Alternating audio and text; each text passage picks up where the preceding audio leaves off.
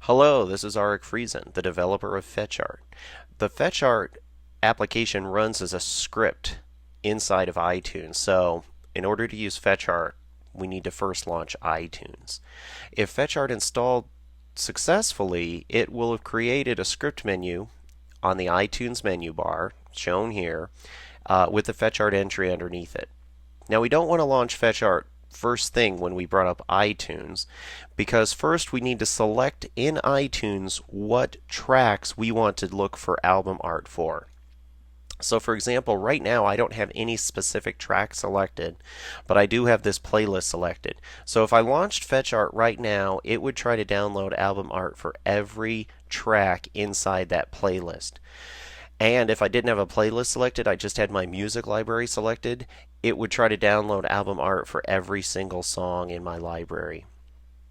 In this example, we're just going to select a specific track. You can see I've got album art for some of these songs, but I just purchased the Mannheim Steamroller Christmas CDs, and I don't have the album art yet for those. Now, we could select multiple tracks, but in this example, we're just going to do it for this specific track. So now that I've selected what I'm interested in, I'm going to launch FetchArt. FetchArt gets the information from iTunes, and then it contacts the Amazon Web Service to download the appropriate album art. You can see it selected the appropriate one. It looks right to me. So I'm going to say, yeah, go ahead and copy that to iTunes. Go ahead and add that album art to that track. And you can see from iTunes in the background that it did that. All right.